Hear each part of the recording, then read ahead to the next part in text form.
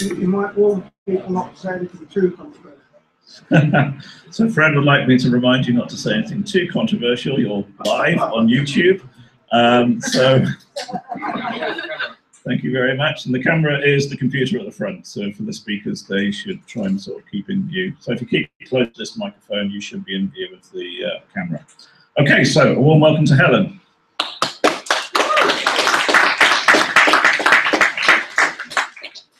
Okay, so I've just got back from my year in industry at CERN.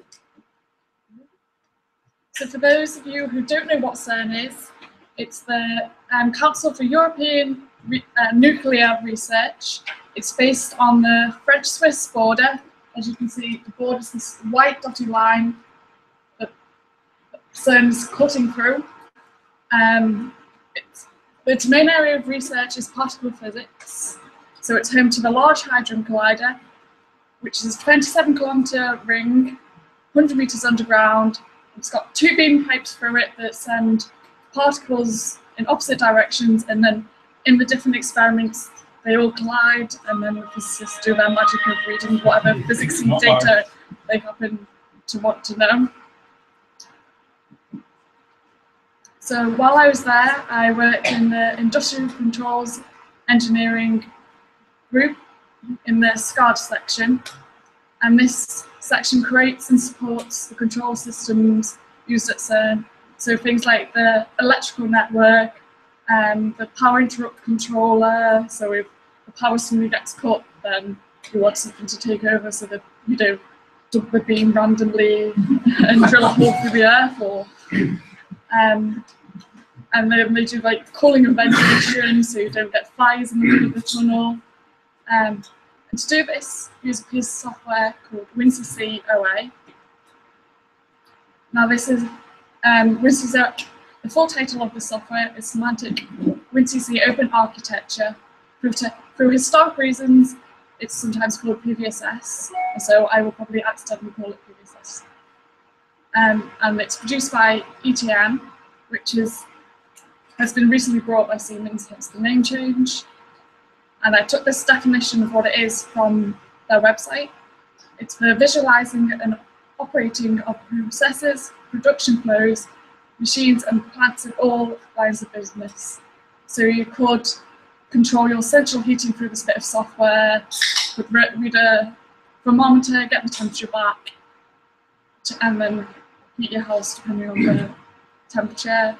You can set alarms, so if your temperature goes above a certain threshold for a certain amount of time, then you can set off a giant flashing red light to tell you, oh no, something's bad happening. So it can be used on tiny small control systems running on your normal everyday machine, to very large control systems that have projects across loads of machines, and it's all redundant, and so if anything happens, then your redundant machine takes over. So through this piece of software, there's a language called Control, and it's a proprietary language, so it's very simple for physicists to use, but from a software engineer's point of view, it's lacking a lot of the features you would want in a programming language. So if you do type control programming into Google, you will hear nothing relevant or nothing to do with the control language. And there's no unit testing, there's no fully functioning debugger, there's no layout manager, there's no object orientation, there's no user-defined types. So to try and get around this, there's a lot of awkward bits of code, and you can't really see this bit of code very clearly. But here we have an array, which inside this array is several different types, including a mapping, which is then, the value of this mapping is also an array, which has a load of values and another mapping inside of it, and to try and simulate the objects you would normally use. So because it doesn't have any of these features, one of the many tasks that I did was to create a unit testing framework for this piece of software. And for those that don't know what unit testing is, it's where you have an automated piece of code that invokes a unit of work on a system and then checks a single assumption about that behavior of that unit of work. So you could just function and then checking its return type. But then with this software, there's a lot of more global variables in the global environment that you want to check that you haven't broken anything in. So I created this user interface. And all the tests are discovered and then loaded automatically into the user interface. And then you can select the tests you want to run, just like with any other piece of unit testing software. Reloaded each time you run the code. And then it can also be started via the command line, and we used some Python code to do this, to grab the code off of SVN or GitHub or wherever we've stored it. And then it sets up a WinCA project, installs the unit testing framework and any of the code we want to test into it, and then runs the control script which runs the unit tests. And then we gather the results in XML and then can use whatever piece of software to display that standard XML, the same format you would get JUnit results in is the XML. So then when we run it through a tool called Jenkins, we can use Jenkins to then display the results. So I also worked on some static code, automated static code analysis for this software. We used a tool called Tomcat. I know I'm going to run out of time, so I wasn't going to go into this in too much detail. And we're analysing over 1 million lines of code every night. And we also do some graphical user interface testing. So if you have any questions, catch me throughout today or any other time or now.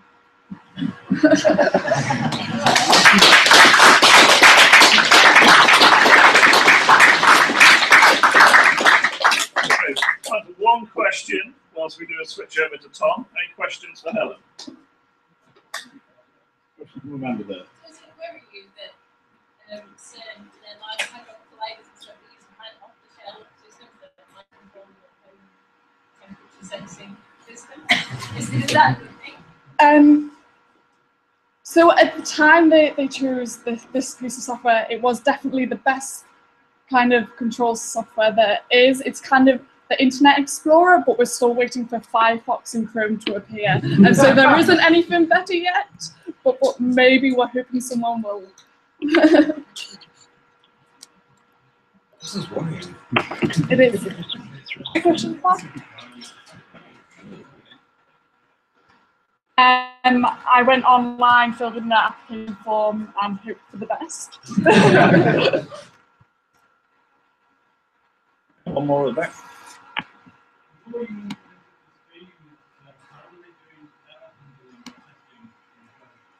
They weren't.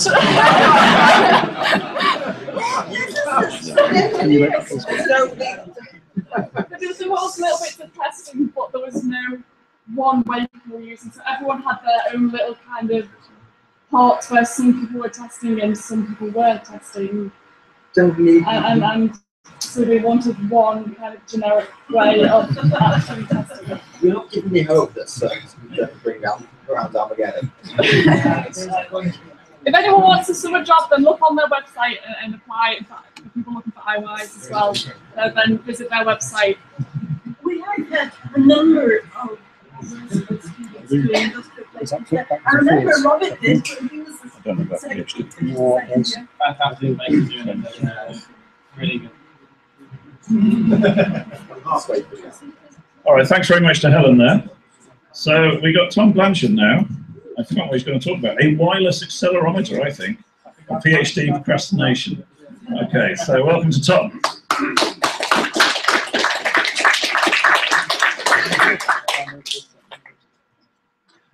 Hello, my name is Tom Blanchard. I'm a PhD student here, and technically my talk is on a wireless accelerometer, but I think that's much more accurate. I've done, sorry. Yeah, okay. So I've done my 3 years of PhD and I'm now writing up. Come closer.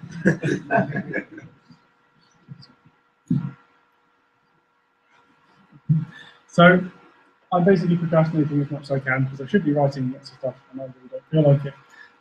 So what have I made? I made a wireless accelerometer.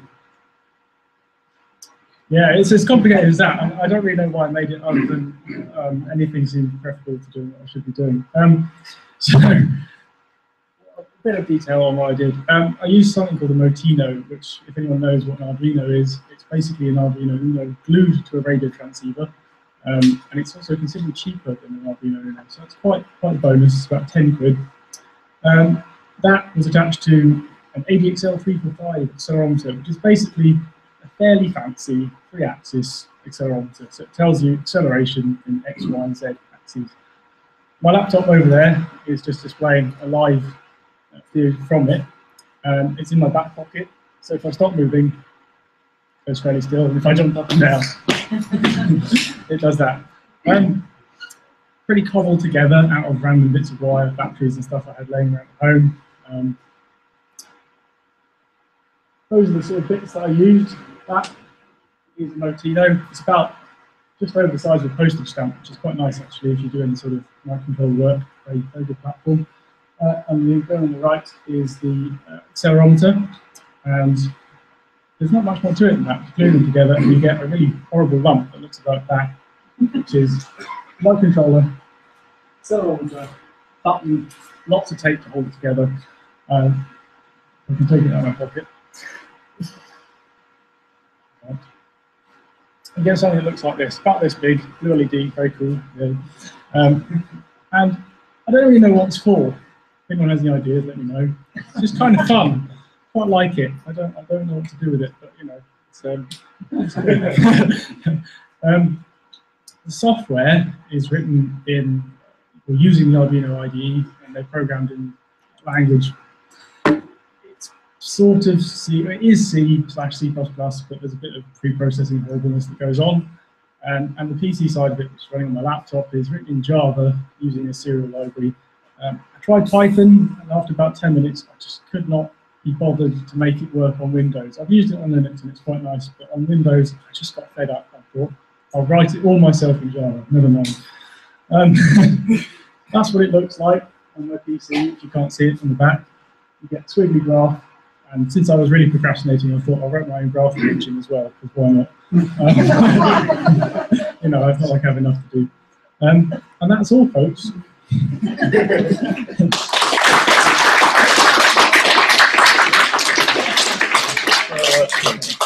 So any questions? Oh, I'm often stand high now. Any questions for Tom, or maybe even suggestions about what he can use it for? What kind of range you get on the radio? About half a mile. Further than you can see the laptop. Further you can see the laptop, so it's not much good then, is it? Yeah. Yeah? Yeah. Okay, I will do.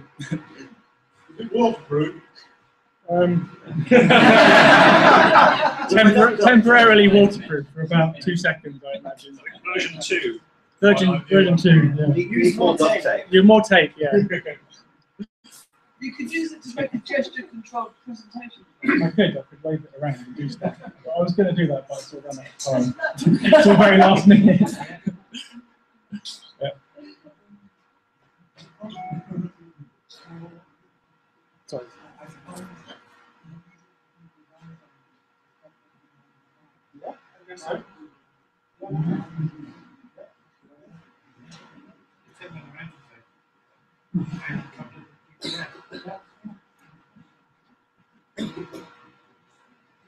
Okay, final question. We talk about applications in terms of things like earthquake detection and sort of geographical users. Yeah, sort of. So my PhD is actually on wireless sensor networks, which is why I do this sort of stuff. And I have thought about it, and it's probably not.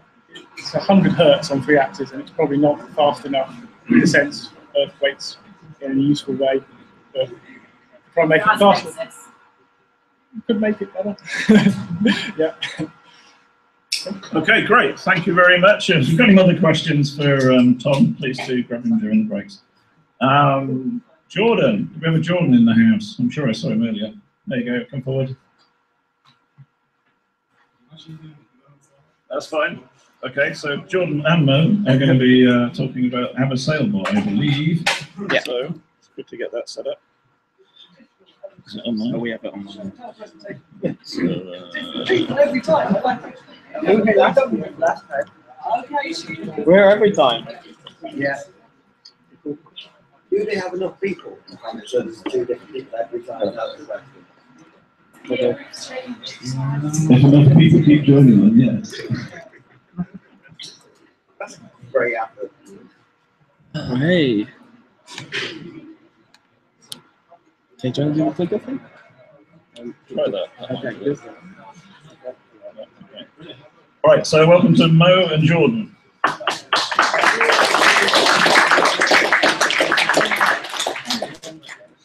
Thank you. So we're at the sailboat, and these are our 3 boats. So you can Oh, cheers. So we're really just a group of students who just do this for fun, and yeah, that's pretty much what we are. So we have to go back again. These are our 3 boats. So the first on the left is Dewey. The one in the middle is Boblon. That's the boat we work on most of the time. And the boat on the right is Kitty, which is the newest one in our fleet. You should have said that earlier. So first we're going to talk about Dewey and Kitty, because this is the one we know about the least, and they're pretty identical boats. They're both race boats for Sailbot, which is a competition in America where boats just race against each other. They're both powered exactly the same. They have the same electronics, pretty much. They have a Raspberry Pi and Arduino powering them. The Raspberry Pi does all the complicated autonomous stuff, while the Arduino just controls the electronics, like setting the position of the sails and reading sensor data. So next we'll talk about Boblon, our boat. Alright, so Boblon is the boat right there at the back. If you guys, when there's a break, you can go and see it. You can talk to us.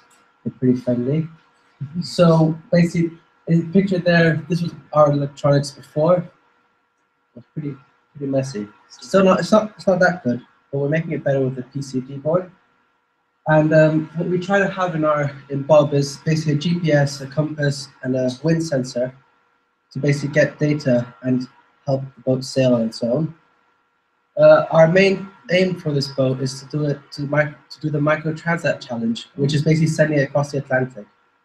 We think we might start from the United Kingdom or France or Portugal, so I'm not really sure.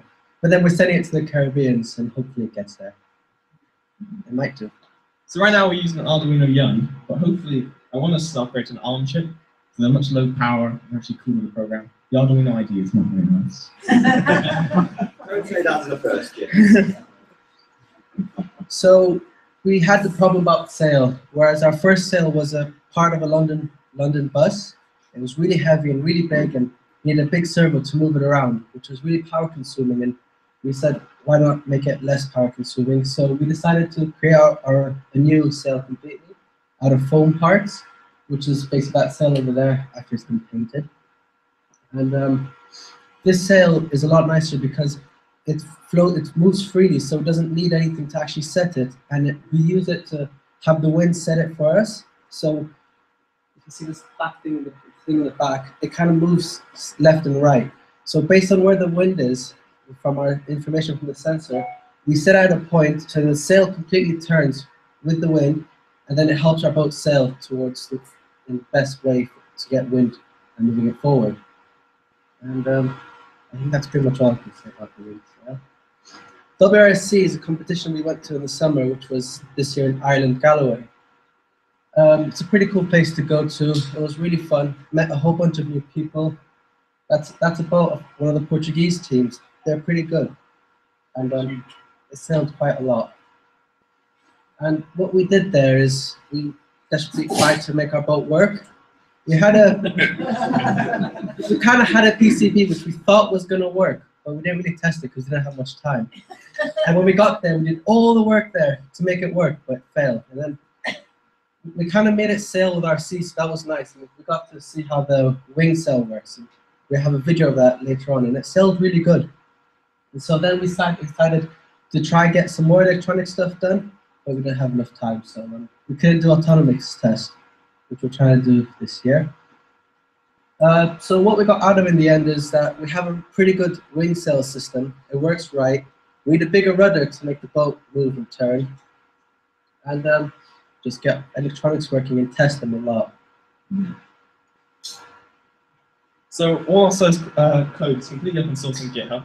The repos are messy right now, but hopefully we'll clean them up by the end of the week. And yeah, join us. Any students are welcome whatsoever. Don't need any prior knowledge. We didn't have any prior knowledge pretty much. I knew nothing about electronics. And we managed to make the boat somewhat work. We're hoping to have a bottle boat competition later on. You can see the one we made when we were in Ireland, like a few hours. Yeah. Kind of worked all right until the propeller flew off. But oh well. And the one on the other side is made by Intel. They spent like a year on that, didn't work at all. Didn't even cross the start line. So we kind of felt good about that. But yeah, if you want to join us, you can come and sign up there. Just give us your App emails, and that's it. Yeah, thank you for listening. Well, wait 1 second. This guy, he was Killed our by him. official mascot, but during a test, Colin over there, the one in the green shirt, was trying to rescue the boat, so he kicked him off. And then yeah, we still have his legs over there. Yeah. We do a replacement now, Pirate, so you can come see him. Yeah. He's been epoxied on, so you can't be murdered again by Colin. Yeah. Thank you very much. Still dry.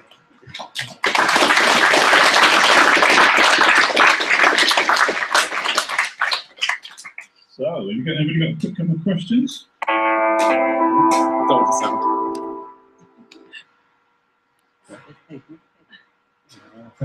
That's me.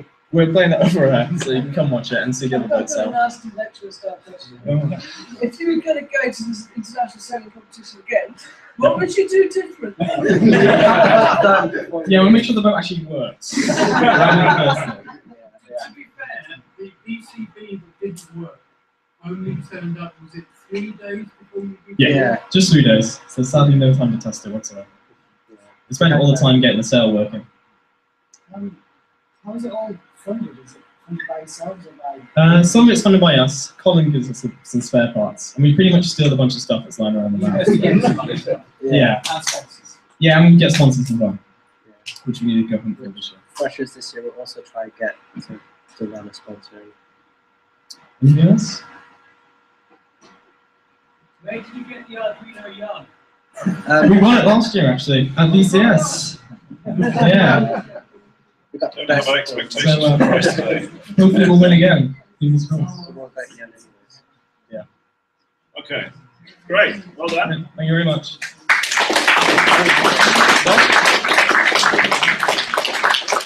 So, is it Vic? Vic, yeah, come forward. Another thing to say about the sailbots, they had an article in Linux User Magazine, is that right? Yeah, they got featured in there. That's great exposure for them. It's great that they were sort of putting themselves out there and telling the story about how to sail that. Please come forward, we'll sort out the presentation. Right, let's just quickly...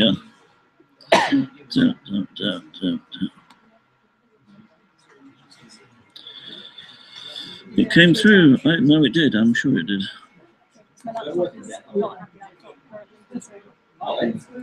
It did attach.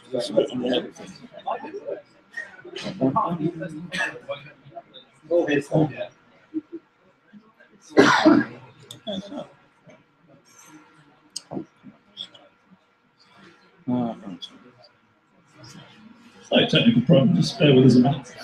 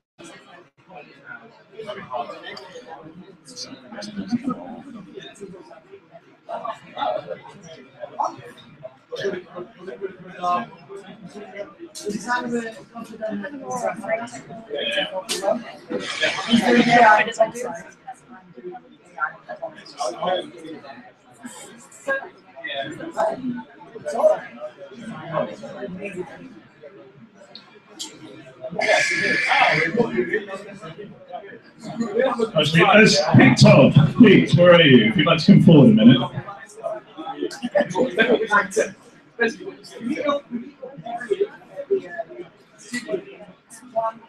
Well done, Jason. Yes.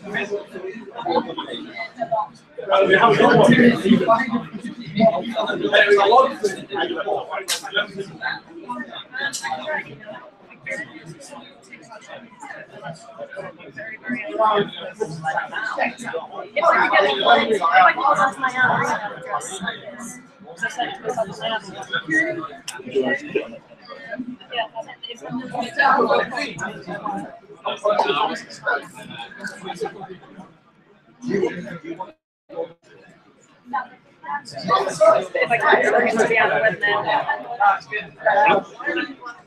Why the hell why not? I will get. I will.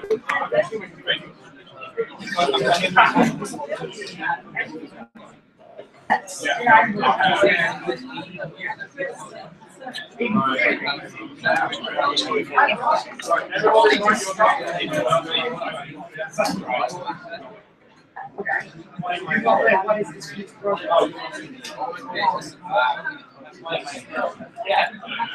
All right.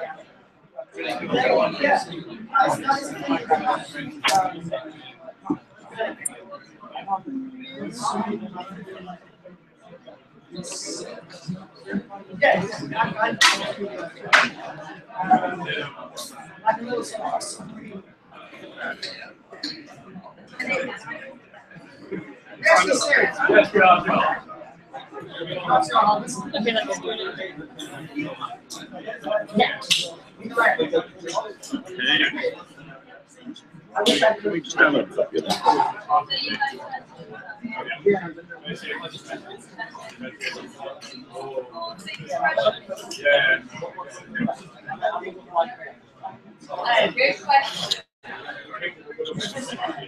We may have at least 7 times. I'll tell you what, I'll buy three.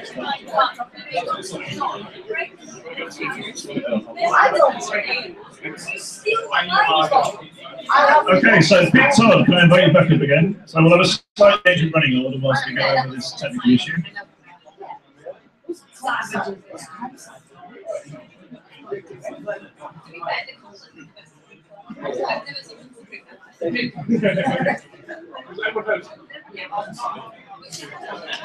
Pete, can we grab Pete in that corner?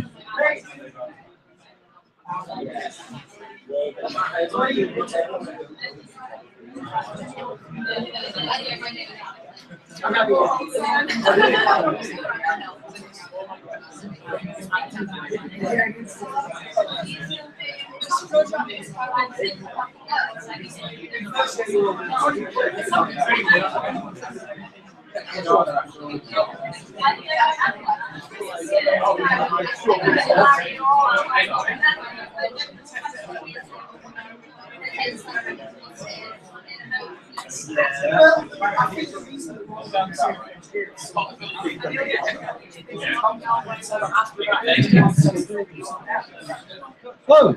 Hello, good evening. Okay, good evening. My name's Peter Todd, and usually you'll find me over in the technicians place over the DSL. But this evening I've been asked to come up and bring some of the stuff that I do at home, which is basically things to do with retro computing, stuff from yesteryear, and one of the things that's really sort of come to the fore in the last few years is as people of my age and older start to sort of move out into retirement from this sort of business. Years to go, you know, they've all started to go back and look at the computers that they used as a kid, and they've started to sometimes emulate these computers, as you've probably seen online. But also now there's a sort of focus in putting the old machines into things like FPGA chips and recreating them inside chips. You know, so that you know, modern people can use the games and the software. So what I've brought today to show you is some FPGA work, which is some old retro computers which I've implemented in FPGA. And I've also brought together some propeller chip demonstrations I don't know how many of you are familiar with the propeller chip at all, but it seems like it's a bit of a niche sort of product, really. It's a chip that came out in 2006, and it's a multi-processor chip, all in one, I might say. So anyway, if you want to come and have a chat about the old times, please feel free and you know, have a game or something. Okay. Thanks. Thank you very much. Okay, so Pete's in the far corner over there. So we're going to take a break now. It's a chance for you to go and see something of the bits of demos that are around. Time for some more pizza, time for some beer. I'll give you a few minutes notice before we call our suspect together.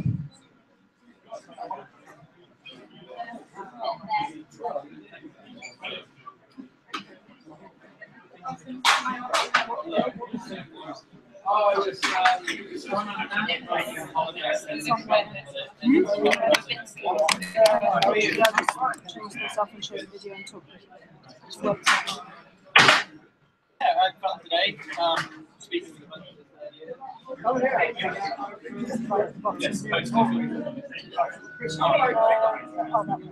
yeah, it was really interesting. I'd like to. It's nice to see so many people in the back like that. Yeah.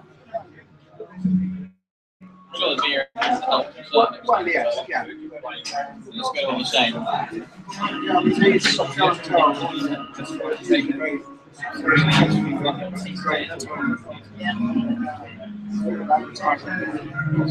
definitely. Good.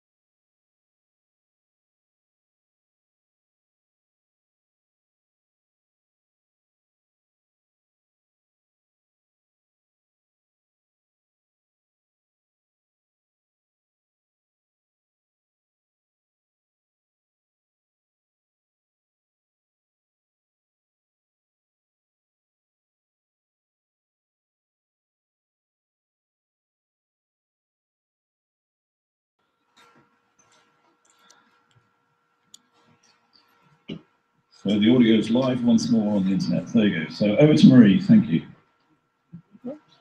Quick welcome.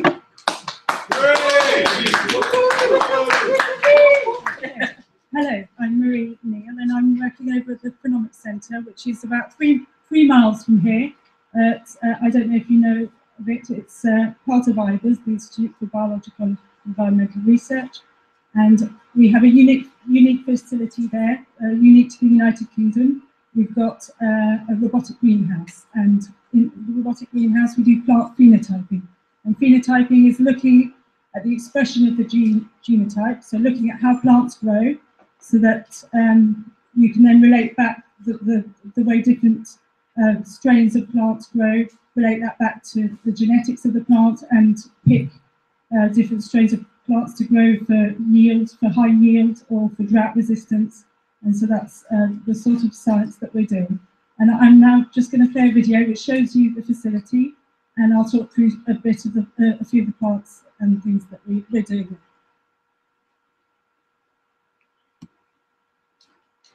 Is it going to play? Okay, so that's a plant. That's lots more plants. And that's more plants. That's wheat. And what we've got is 880 little carriages, individual carriages. The carriages go round on what's like a train track. And each pot has a unique identifier. So we've got RFID tags on each of the pots that we can uniquely identify the pots in the cars. And with that plant, that individual plant, we can set different watering regimes, but we also have, they're all stored in 2 different greenhouses where we control the environment. So we record all the environmental data of how those plants are grown, and that's all stored in the database. And as well as controlling the environment and having, we have temperature sensors throughout the greenhouses, and we have also light sensors, and we're putting in other sensors. So we have various environmental sensors. And I'm talking slowly here because I'm waiting for them to go through to the these are maize plants. So we look at all these different types of plants, and we run various experiments, and they go through to imaging chambers, and we have 5 imaging chambers, and in those imaging chambers we have different cameras. So here they go. They're going through into imaging chambers, and the first imaging chamber is a BIS camera, an RGB camera. And we take pictures of the plants as they go through, and we can take them every day or once a week. And what we're looking at with the BIS images is maybe total height of the plant, things that give us information about biomass potentially. But this is all part of the interesting computer science, computer vision stuff that we're doing. We're doing the high throughput analysis, and we also have other imaging chambers. So we've got the VIS that gives us that sort of information. We've got NIR, which we can get information about water content and things like that from the plant. And then we also have thermal camera, so that tells us things about temperature and stomatal control, so how the plants regulate their temperature. And we have also a laser scanner in one of those cabins, and we can, for different plants, for smaller pots, we can do laser scanning and get point clouds of our plants and then analyse those point clouds. But this facility is unique to the United Kingdom, and there are others in France, in Germany, in Australia, and part of my job is hopefully to have to go and visit those other places at some point. And here we see Andrea in a lab coat. A lab coat is something biologists wear. And he's doing stuff with plants there. And so that's the facility, but within Aprs, over on the other campus, we also have other platforms. So this is the automated greenhouse, the robotic greenhouse. We also have small plant phenotyping facilities, and we also do UAVs and do field plots looking at phenotyping out in the field, and various other gathering of data, and then once we've got all that information, we then do analysis of it, and we have computer vision people over there, and we have strong links with computer science. And if anyone's interested in coming to see us, or coming to see that, or coming to do any sort of work with us, then talk to Hannah, and she can put you in touch with us. Thank you.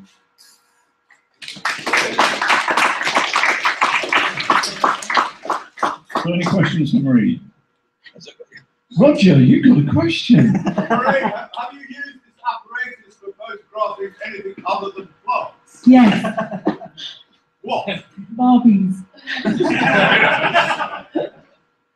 And babies. Someone got stuck in the cabinet once, and she was testing, and it was the weekend, and she'd taken her young baby with her, and so she got stuck in there with the thing. What sort of image data did you get? Lucky it wasn't taking pictures. No, right. We do all sorts of small crops, and we do cereal crops, and we do biomass crops, like in this campus. And, yeah.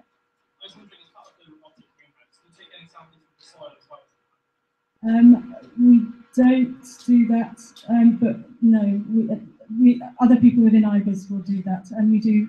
The root stuff. We do, yeah, we do root imaging. So we have root columns, and we grow plants, and we image the roots. And I've got some pictures over there if you want to come and see.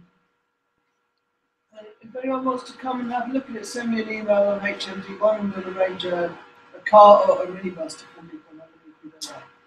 Because it's not here. But not too far. Only 3 miles. Okay. It's a really cool facility, so do take up Hannah on an offer to take you out there.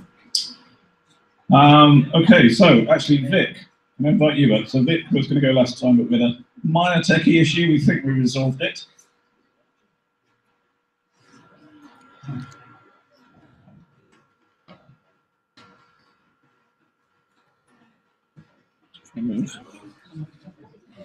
I thought it was.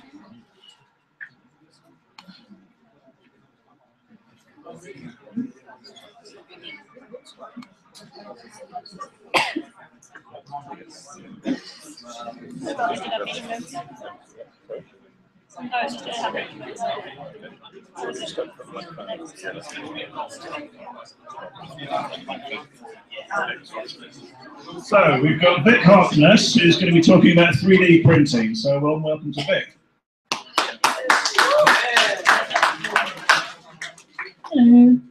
So as it says there, I like 3D printing. I think it's really cool.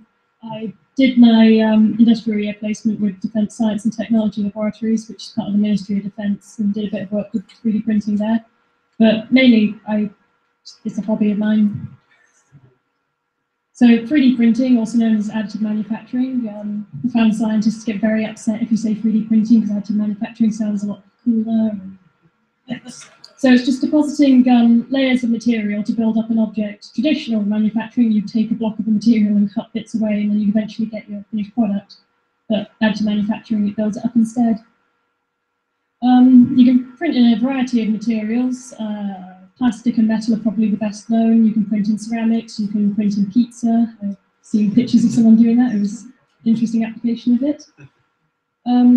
It originally stems from stereolithography, which was, someone came up with that in 1987, which was photopolymerization of like just plastic, little bits of plastic, and then they'd have a UV light come in and just solidify them, do it in layers to build up an object. But now the most common you'll see is extrusion, which is where layers of plastic are just deposited they're heated up and then just kind of squirted out in layers to build up an object. And that's the type that you tend to get in home 3D printers, which is what I'm quite interested in. It's very useful technology, because traditionally, if you want to do a projection of a plastic object, you'd need to put in for injection molding or something. It's very expensive getting molds set up for injection molding. It's a lot of fuss. With 3D printing, you can just kind of print off one of an object, or however many of an object. You can print off arbitrary things, stupid things. So a lot of fun. You can use it for prototyping things if you really want, but I prefer just printing random stuff with it. So this is my first 3D printer, which I bought a bit over a year ago. It's a Solid Doodle. I would not recommend it if anyone's thinking of getting a 3D printer. It's about £600 and it really shows it. On the left is the first attempt at printing like a test piece, and it never really got beyond test pieces. It squirts plastic everywhere, then has an error, and then it refuses to work for a bit. So I ended up getting a Lulzbot, which is not terrible. It's actually really fun. It's quite a bit more expensive. Still, gets plastic everywhere, but it's quite fun. I found out that in halls, the desks they provide you with are not big enough to support a 3D printer, so I've ended up having to extend my desk. I have this with me at university, so if anyone needs something 3D printed for a dissertation project or anything, you can let me know, or just wants to play. So yeah, I've mainly just printed bits of junk. I've got some of them with me today. I've had an attempt at building a maker scanner, which is an open source 3D scanner. 3D printed off the pieces for that. My laptop's very upset today apparently, so it's possible it won't run, but over the next break potentially it'll work. So yeah, I like 3D printing. Any questions? Yep. Filament, this is ABS in this picture. It's about £40, £30 for a kilogram. The prices vary. You can get it from the official supplier, the people who sell the 3D printers, which is what I did in this case. But there are people on Amazon selling filament for cheaper, but they're a bit risky. I mean, I had an issue with the Solidoodle where I bought some cheap filament off of Amazon, but there's slight impurities of other materials in there, which can then clog your printer and not fun to deal with. But all in all, it doesn't take very much plastic to create a print because a lot of your prints won't be solid. So it's relatively cheap to use. And because I'm in halls, I've got bills included, so I don't have to pay power, which helps. It doesn't really generate smoke, it generates a lot of heat, which it's not for people who aren't a fan of heat, because the print bed runs at about 84 degrees Celsius and the extruder head's running at 230 degrees Celsius. The room gets very hot. If you open the window and a cool breeze comes in, then that will cause differences in the cooling rate of the plastic, and so your print will warp, so you don't want to do that. So I ended up, I couldn't do any 3D printing over summer because it was just unbearably hot. You generally have to sit there in shorts and a vest and breathe in the plastic fumes and consider your life choices.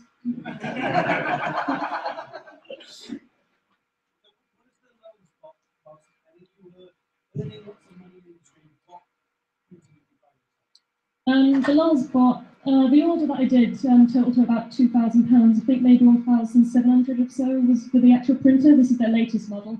They've got cheaper ones which build it yourself and stuff, but I'm lazy and wanted the cool new one.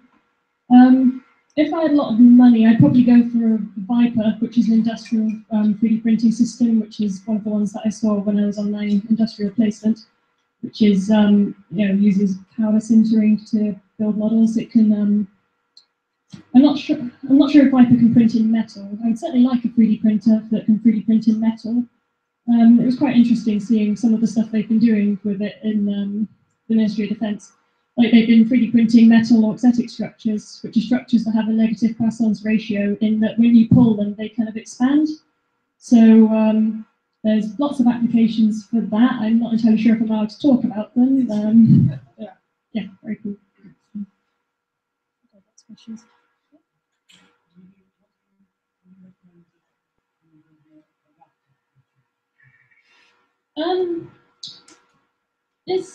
I think that might be part of what this is based off of. A lot of places have started doing kind of like kit ones where it is just they've 3D printed loads of parts for you and you just assemble them. And it does seem, there's a lot of YouTube videos on how to do it and stuff. So if you've got the time, it does seem like a good project. But I've noticed that the printers are very finicky. If you've got anything even slightly wrong, then stuff doesn't work. Which is one of the issues with the Solidoodle. It turns out that it wasn't entirely sure what a square was. So all of the prints were ending up slightly squished looking, and then that just put off loads of other settings. And trying to print on open air and just, it's a lot of fuss, but potentially fun. Okay, so one more question, and then take it. Okay, you. Forcing down. It's interesting when I say that. People of your age kind of blank looks. People like my parents' age, they kind of have a negative reaction when I say put them down. Maybe. Okay, thank you very much.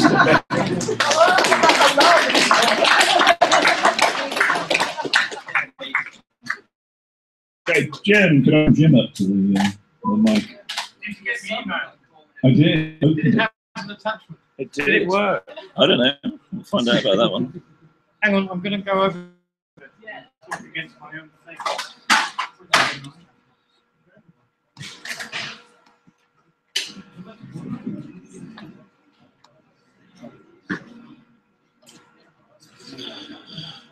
Good while.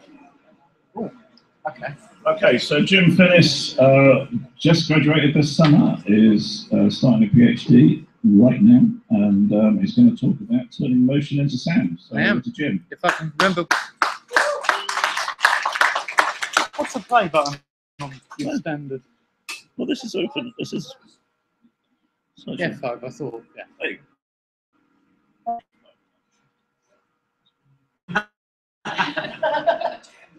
Hey! There we go. Does this even work? Awesome. Look at that. Microphone, Jim. I was talking to him. Right, hello. I'm Jim, as Neil just said, and I've got this thing over there, which was somebody who's standing in front of my little camera. I'll also hit some of the points. There we go. It turns motion into sound, as you can hear. You can. I may turn the volume up a little bit later on, just after I talk, so that none of you will ask any questions. Right. The whole thing's written in C++. I'm using Qt for the user interface. I can heartily recommend it. Qt, which some people insist on pronouncing cute, is absolutely lovely for writing C++. It's kind of like C++ and the standard libraries done right. I'm using OpenCV for vision processing, like everybody else does, and OpenCV is also really good. The vision processing side of this took me about a quarter of an hour to write. It's very, very simple. Rather more complicated is Jack. If anyone out there tries to do audio stuff under Linux, they may have come across Jack. It's a system which allows you to connect together audio applications. So you can have one audio application producing MIDI, another audio application getting that MIDI, turning into sound, which it's sending to another audio application, which is recording it, and finally there's something sending something else to the speakers. It can be tricky. Writing code for it's okay, but connecting up all the bits right once you've written the code is a little harder. Even worse is the STK, which is a half-written library for doing real-time synthesis. It's kind of all right, but I'm just using it to do sound waves, which you can just about cope with. So the image side is, I treat the image like all images are as an array of numbers. To make a new image, I get the difference between whatever the previous image was and the one I just took. So if I stay completely still, everything will be black. If I start moving, everything will start to brighten up. I then smooth that image. If you turn your head to look at the thing there, and somebody waves their arms frantically, you'll see what goes on. There we go. I then smooth the image, and that avoids little artifacts like things wobbling slightly that shouldn't, giving a kind of signal. The smoothing, by the way, is done by taking the smoothed image, the differenced image, storing that somewhere, and using, I think it's 80% of that stored value and 20% of the value I actually used as a weighting running average kind of thing. So more easy to explain in code, but I'm not going to do that. It's a very, very, very simplistic image processing technique. It's about this big in code. Hannah seems quite interested in doing more things with it, which would be entertaining, sort of tracking features as they move through the environment. Face detection, I believe Mario was talking about earlier, which is interesting. Happy music, that's all smiles. That's expression detection. That's harder. Yeah, but you have to detect the face first. Yeah. Right. It's a plug-in kind of system. So I have these modules that can use the motion data that's coming out in different ways. I've got two note path modules, which have got the dots joined together with lines where events are triggered whenever a particular point is bright enough in the motion detect image. Custom modules use the motion detect thing directly, and that's what's making the smooth, swirly sounds in the background. So my note path module is MIDI, which assumes that the notes are on a musical scale, and is just, whenever an event occurs, sending out data. Somebody quickly hit a key on my keyboard. The control key would be great. Damn it, too late. Oh, well, it's still doing it. It will send, whenever an event occurs, it uses Jack, right, to send a MIDI signal to a separate software synth, which I didn't write. The custom module is monitoring 48 points, and each of those points is used to modulate the amplitude of the sine wave. And all of those sine waves are tuned to all the black notes on the piano. I don't know if you've ever played with the piano, but if you hit all the black notes, it generally doesn't sound too bad. Boring, but it's always harmonic. You never get a discord. So that's how come it never sounds horribly discordant. There's a little architecture diagram. I hope you can make that out. The writing is a little bit small. I've got OpenCV feeding video data into the system, which is then feeding MIDI data and audio data directly into Jack, which is routing them either to the software synth, in the case of the MIDI data, or directly to the advanced Linux sound architecture, which isn't actually that advanced, as any of you Linux people will know. And doesn't make any sound, yes. We should call it the simple Linux no sound architecture. And that hopefully plays noises. In the case of the software synth, they are also routing data back through Jack into ALSA. And that's kind of how you wire it all up. The whole thing, there's a shell script that starts all the programs and then joins them together with Jack Connect, which is a dumb way to do it, but it was easy. Future work, there's a module which will fire off scripts or fragments of scripts whenever events occur, and that will cause loops to start playing. It will also, the motifs, the musical ideas that these loops use will just be offsets into musical scale. So I can then say, okay, play motif 10, but play it in C major. Oh, now play it in A minor. Now play it in D major, that kind of thing. So we can have key changes as we go through, but the tune will basically be the same.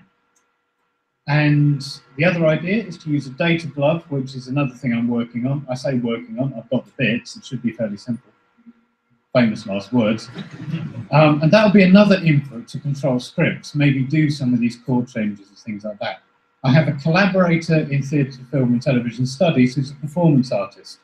I would like to have her move about, dance, because she's a dancer, in front of the camera. And as somebody pointed out earlier, I can't remember who it was, the dancer ends up making the music she's dancing to, which I think is kind of cool. Anyway, there you go. Any questions?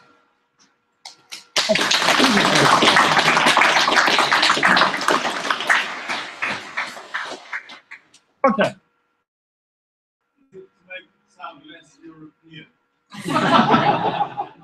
That's a very good question. I have in my... It's a good question. I have in my... Well, that's actually sounding quite Japanese because of the pentatonic stuff. But I have in my database of scales that the scripting system is going to use pretty much everything in Helmholtz. So I've got Javanese scales in there, I've got Arabic scales in there, and I'm intending to experiment with that heavily. So yes, hopefully I'm going to get some stuff that sounds odd. And also some microtonal stuff.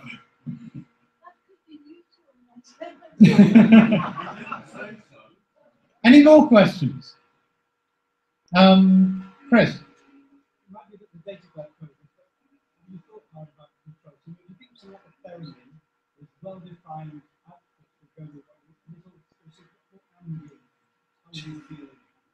Yeah, I'm doing this stuff at deliberately a higher level than how a theremin works. The pentatonic sine stuff, you can actually play like a theremin. The screen is divided into these 48 points, Along the horizontal axis, its notes in the scale, I believe there are 2 octaves per scale. And then it goes up 2 octaves each step up the page. So you can play it like an instrument. Not very well, but there we go. Which is, no, well, yes, exactly. But vision is difficult because every time you move your hand, you also end up moving your arm as well. So that's why I'm using a higher level thing, so you are controlling a system which is producing music, and you're meta-composing. That's what I'm eventually going to do. Okay? Owen. Yeah, if it's like sending out like more media, have you thought about like that to I have controlled my DX7 using this system. But the note-off processing on the DX7 is not awesome. But it does work, and I would have put it in the car, except I didn't have it. DX7s are big. But yes, it will control an external synth, which is a better solution. That's the final question. Since Pascal, since you use Smithy, have you got adding Pascal music notation output to consolidated power? Yeah, I could record the MIDI and then load it into MuseScore or something like that. Whether it will be quantized enough to be sensible, I'd have to be playing quite tightly for it to work. But you could do that. Yes, you could use it as a composition tool that way. Particularly if it's doing the meta-composing thing. Yeah. Okay, thank you very much. Okay, so thanks very much to Jim. Look to his list. Who have I got next? I got Natalia. Would you like to come forward, Natalia? Has everybody got a sticker? Because towards the end, we'll be asking you to stick these on people, or at least give them your stickers, for the ones you think are the best. If you don't have a sticker, Amanda over here has got some. Anyone else need a sticker? Yes, Christmas several. You only get one each.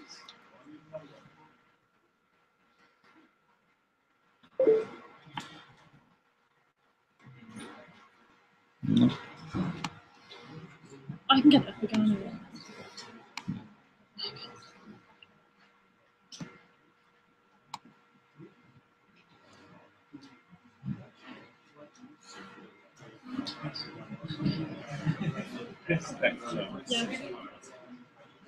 I don't know if the thing will work. Oh yeah, it does work. So just speaking to that, say you are. Hi everyone.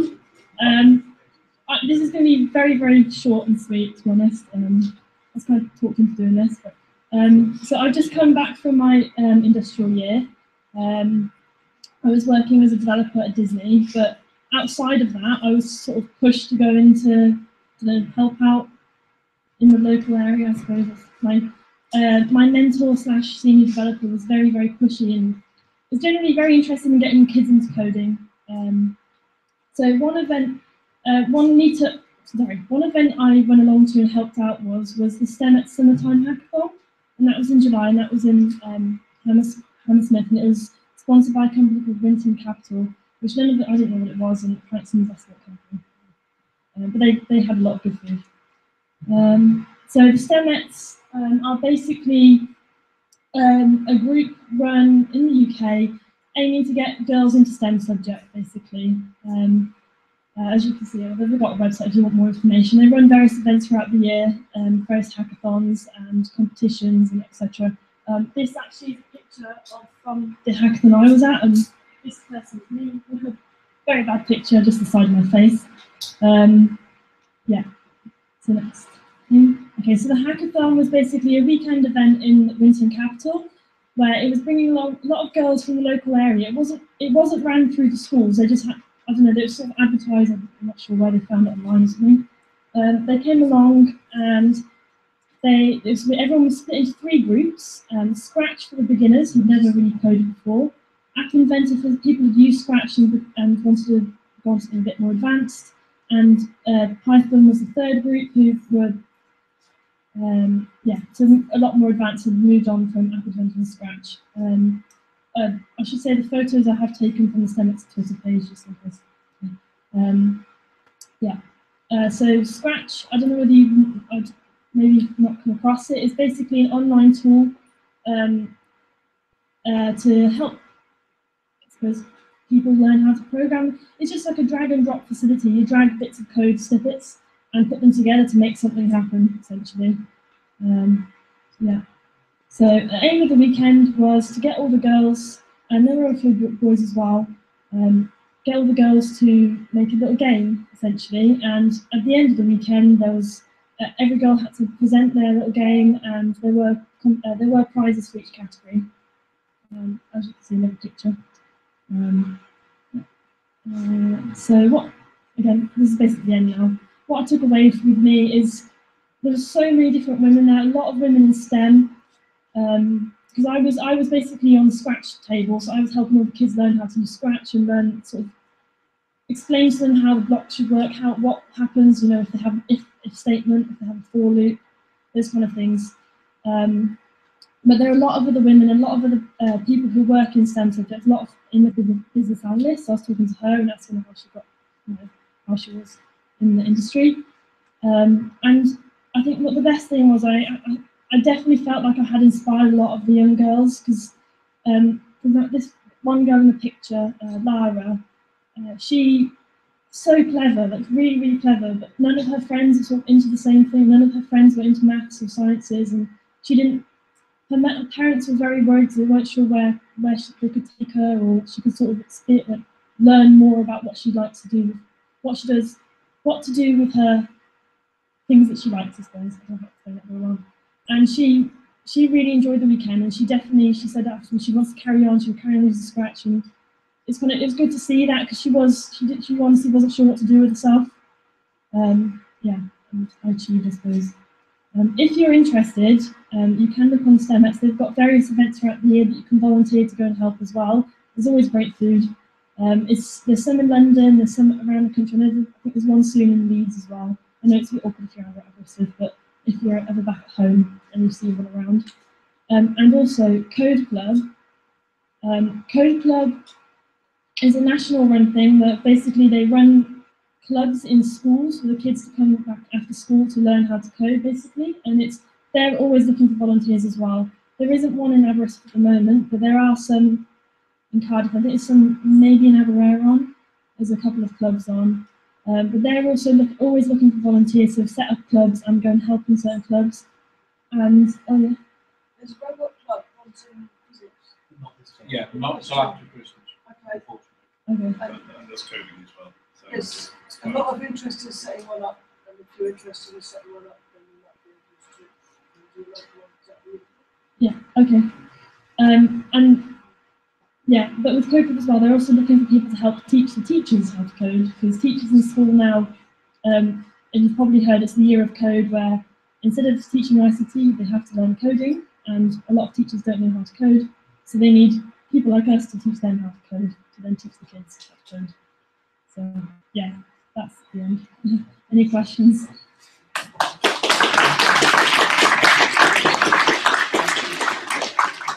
Any questions?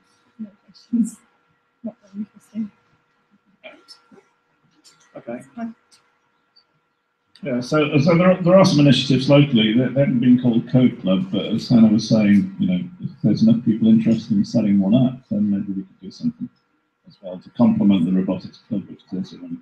I was going to say something, and you can set it. I found out this morning that we've got a small grant to do some work with a local school. So as of today, I know that I forgot to do some work in this area. So if people are particularly interested, we can fund travel and stuff, huh? Which is nice. That's what I think people know.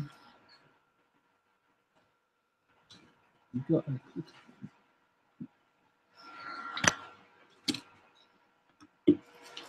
Okay, so Colin's setting up. He's doing the last of the talks this evening.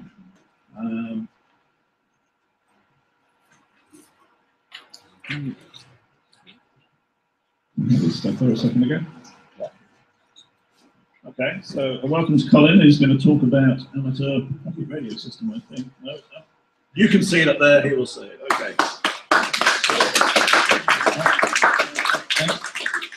For those that don't know me, my name's Colin Soze. I'm a postdoctoral researcher in the department, and I'm actually talking about something that's completely unrelated to what I work on at the moment.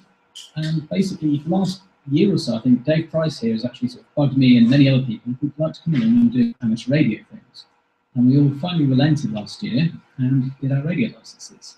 So something at the bottom here is I actually put my call signs. I've just actually done my intermediate course, so I'm going to have two call signs, one for intermediate, one for foundation. We'll get to those in a minute.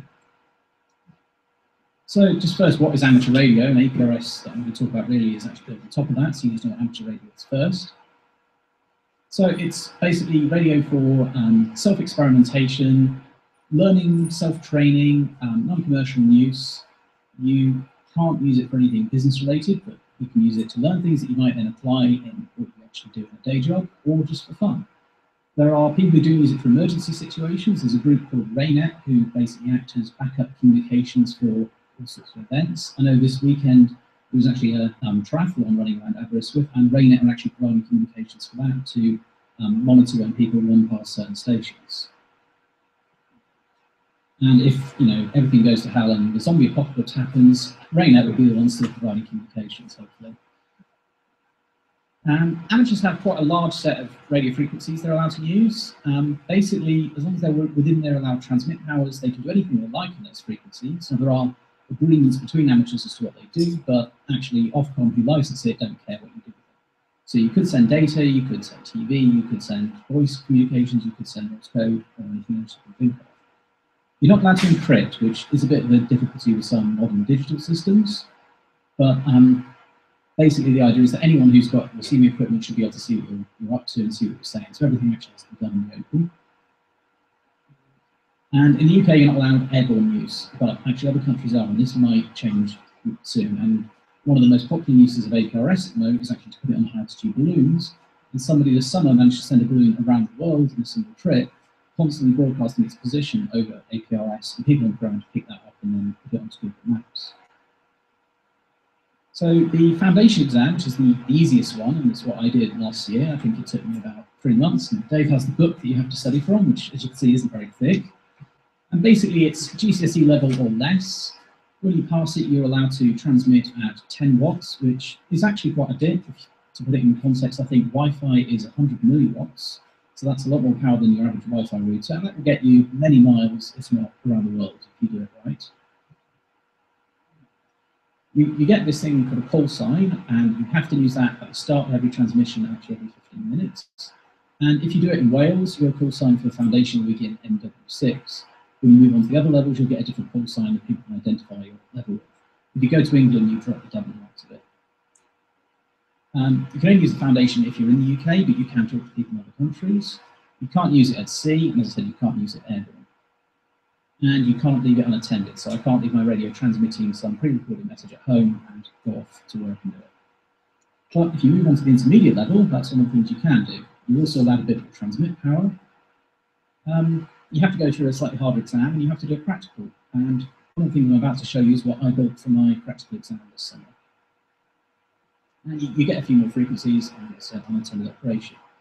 Then if you're a sort of glutton for punishment, you can go on and do the advanced level, which I'm now contemplating, which is far more difficult, a lot more maths, unfortunately no practical element to that.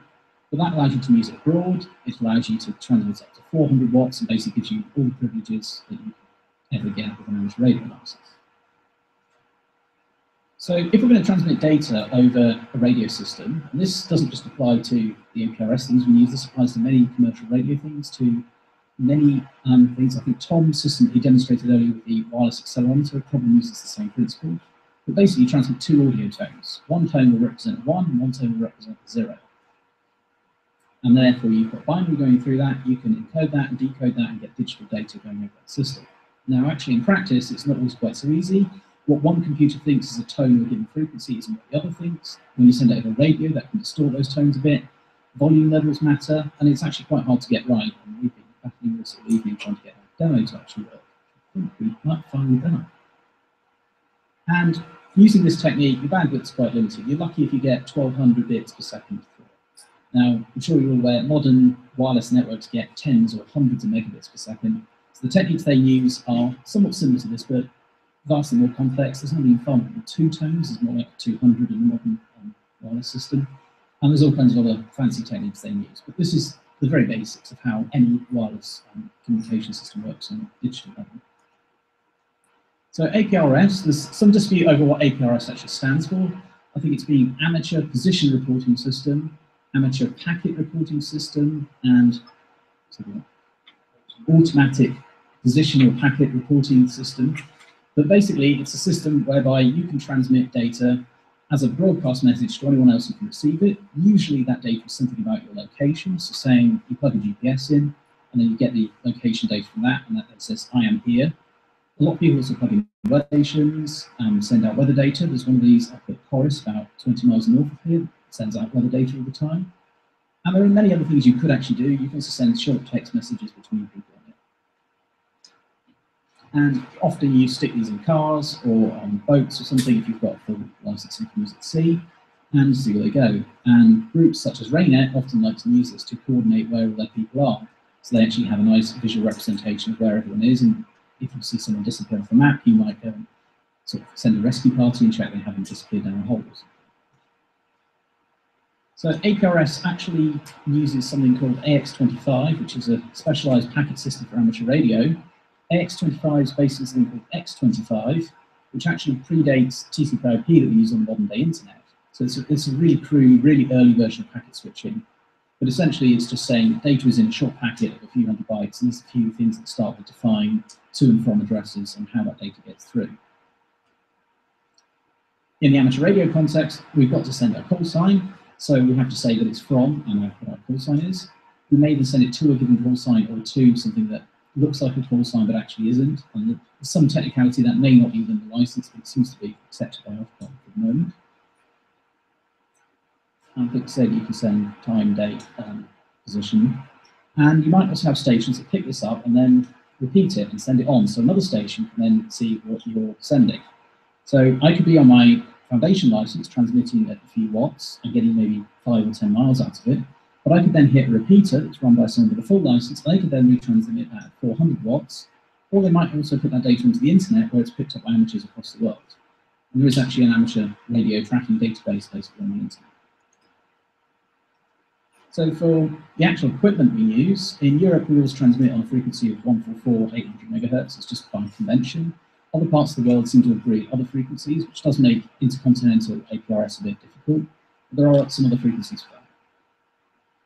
And basically you need a radio that can transmit on that frequency and receive on it, and you need something that will generate the audio tone. So that could be a PC, it could be a specialized piece of equipment, or it could be a mobile phone. As long as you plug that into the radio for our equipment, you should be able to transmit APRS.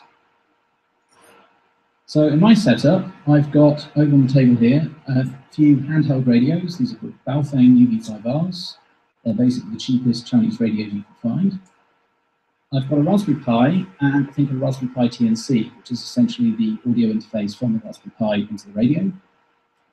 I've also got an Android phone with a cable coming out of its headphone socket going into the radio, doing a similar thing. And I've also got, actually plugged into this laptop now, a Realtek software-defined radio, which I will show you a big demonstration of in a minute. So the UV5R, I think these were £20 each. We did a bulk order while we were doing our foundation exams this year. They have quite a wide range of frequencies, including most of the popular amateur frequencies. As a walkie-talkie, they're not bad. They certainly outdo my cheap Argus PMR radios that I got a few years ago. And you can get several miles out of them. I've actually picked up things in space with them. You can plug them into other antennas and do all kinds of fancy things with antennas. You could even plug them into an amplifier if you wanted. The TNC Pi, as I said, was my intermediate project this summer. So we had to do a project that involved soldering a circuit together with at least 30 joints. I think this one was probably near 50, but it took me a couple of evenings to solder together. You can buy it as a pre-made kit if you don't want to build your own. That just sits on top of the Raspberry Pi. The Raspberry Pi's serial console is redirected to it. Or you can actually stack several of them and use the I2C protocol to have multiple TNCs plugged into the same Pi if you want to have 2 or 3 radios on the same device. And then I'm running some software on the Raspberry Pi called XAST here, which is a fairly ancient-looking piece of software, but it's the best that is for Linux. The Windows software is actually slightly nicer. It's got all the functionality you could want. Every APRS feature is in there, but the interface doesn't like it was designed in about 1982.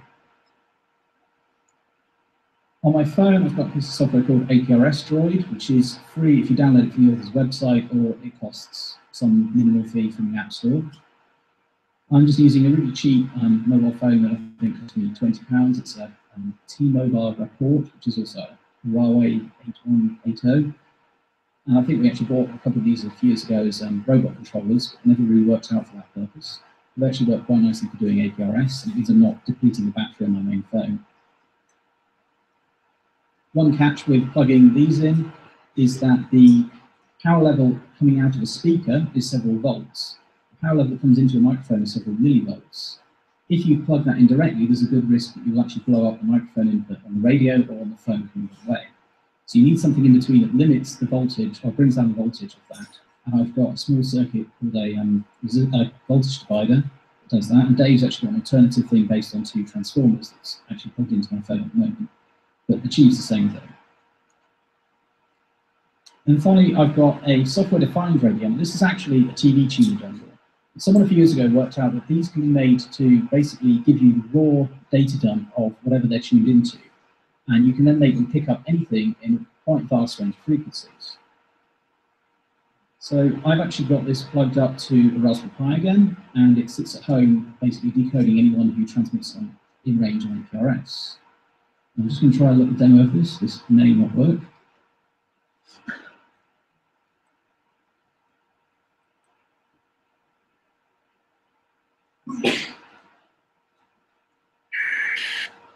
Right, it's working.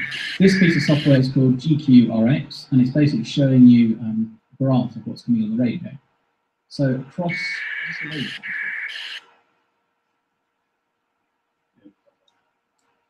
across the middle, these are APRS packets coming in red, and that's basically the intensity of the signals by the colour.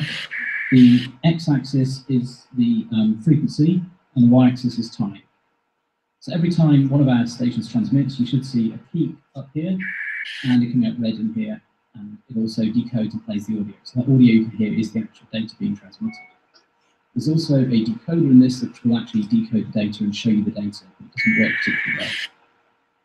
Which is why I'm using another piece of software called Direwolf on my Raspberry Pi. This isn't on the Raspberry Pi. I'll shut that up so it doesn't annoy everyone. Just to stop pressing. Well, it's my station transmitting as well.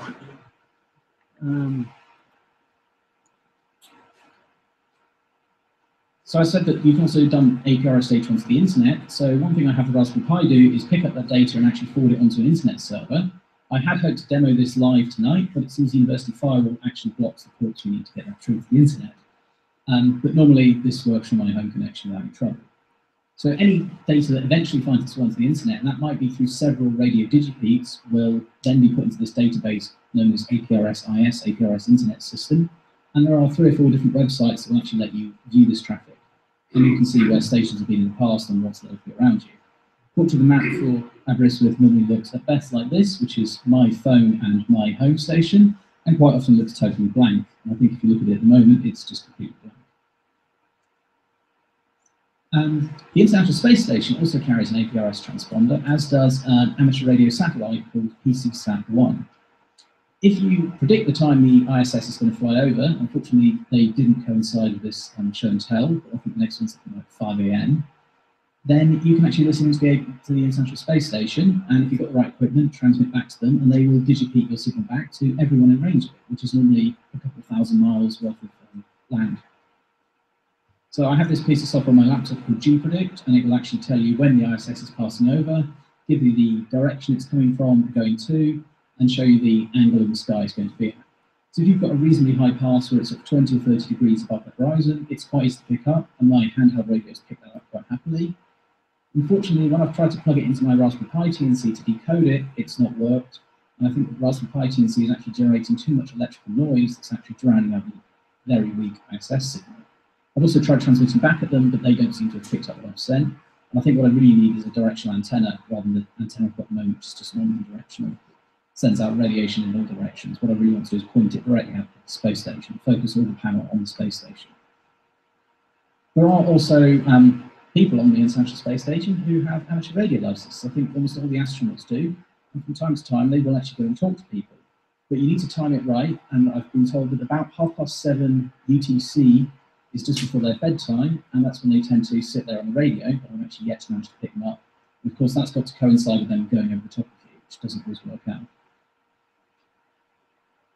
So if you're interested in actually getting involved in amateur radio, the local radio club, and Dave in particular, are going to run all level courses this year.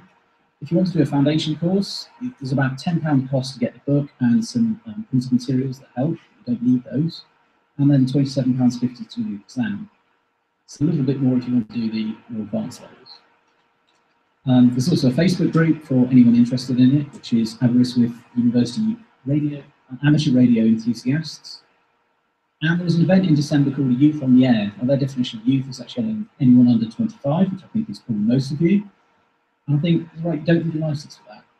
You're no, it's a promotional event, so people could come and operate with one of us. So the aim of that is when you to talk to other countries or talk through satellites and see who you get on the air, basically. And that will be sometime in December, probably just as you've all got massive coursework. There's a special course on today, and we've applied permission to use that on either Wednesday the 3rd or Wednesday the 10th of December, and the application went in last week, and we're waiting to hear back from that. If any of you amongst you are some of the folks that gained the foundation license with us last year, we'd actually like you to come and help drive this Youth on the Air event. So those of you that have gained a license can now help others learn a bit and perhaps gain their licenses or promote their interest. Any questions? Joe? TMC Park. Yeah. Literally just yes. Yeah, so if you just use an I2C. Yeah, or if you just use serial, you've even got the I2C. I put it in serial mode just because most of the software works in serial mode. You need a special driver to run it in I2C. Anyone else? Owen?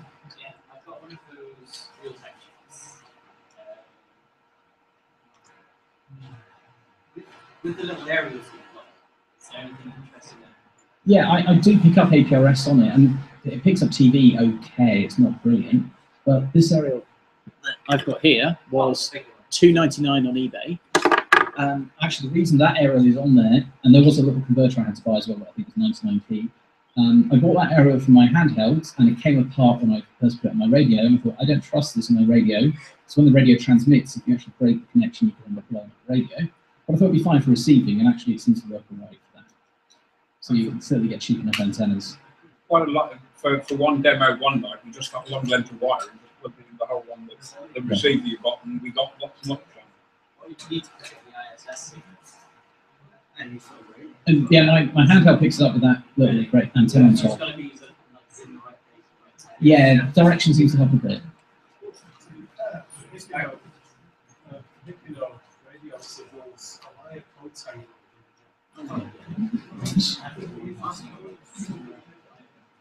All right, so thanks very much there to Colin. So quick applause.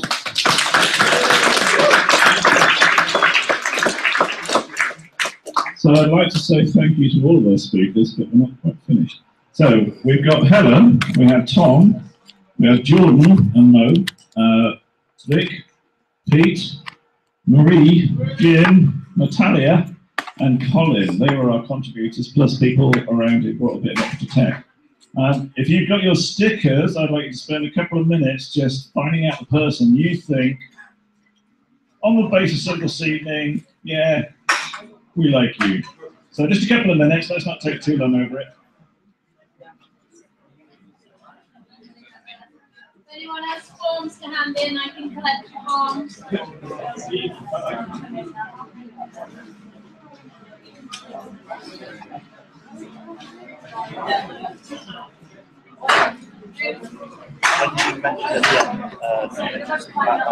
While you're milling around, also could you please fill in the feedback forms so that we can persuade BCS HQ to fund more of these events. Thanks very much.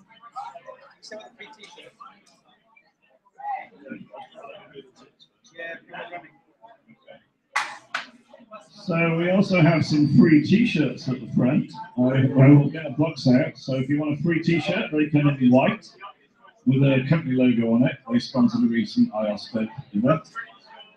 And they're XL and XXL. So come to the front.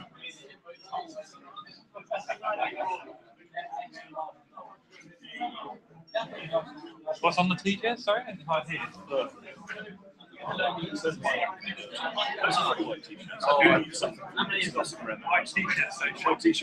Is the loads?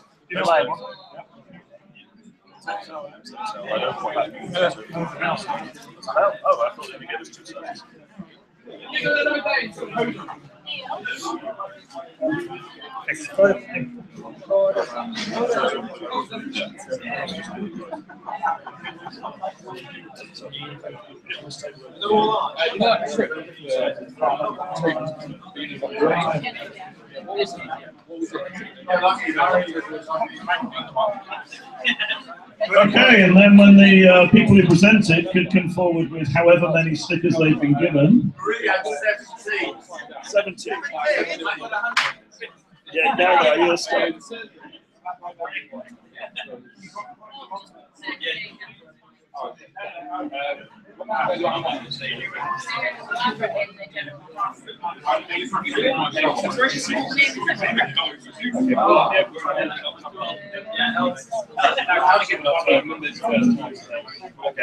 Jordan.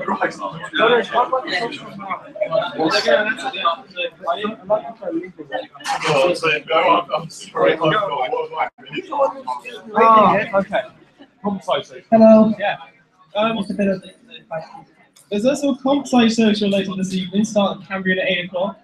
You're all welcome to come, if not encouraged. Freshers are encouraged to come. 8 o'clock, it'll be a nice place to have fun. I would, but I'm going to hone on my plans. No. Yeah. Okay, so it's in the Cambrian in the town centre opposite the railway station. It's every Friday, so... We'll stand outside if anyone's lost. Okay, so can the speakers come forward, please? Are you going to show them to each other? Where are they? Oh, yeah, I've got 17. 17.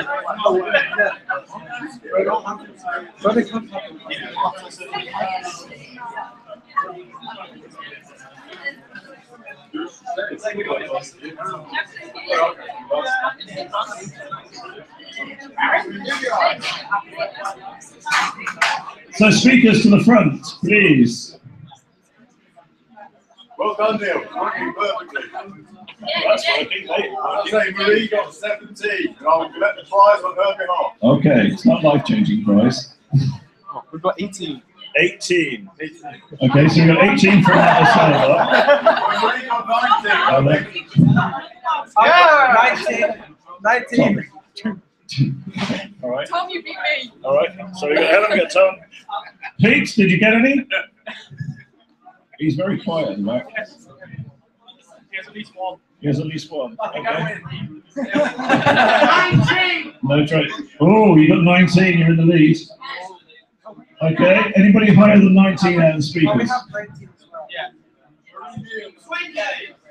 Nice try. Side, guys, over there. Okay, we will declare a draw between Jim and the sailboat lads. So, congratulations to them. We'll sort them out with a small prize.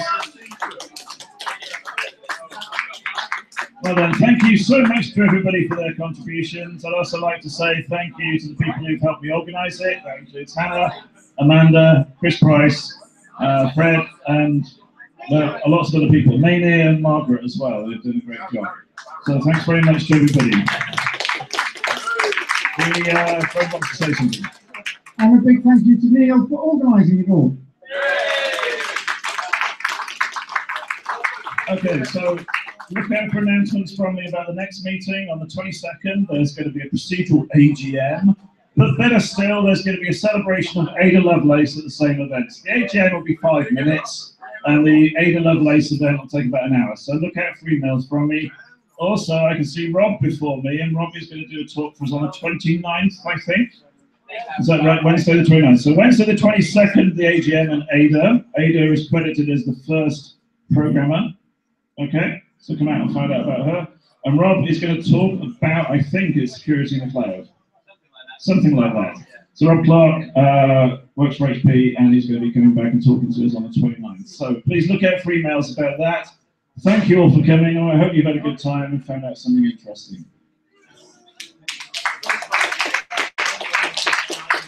I still have half a box of t-shirts. They are yours for the taking.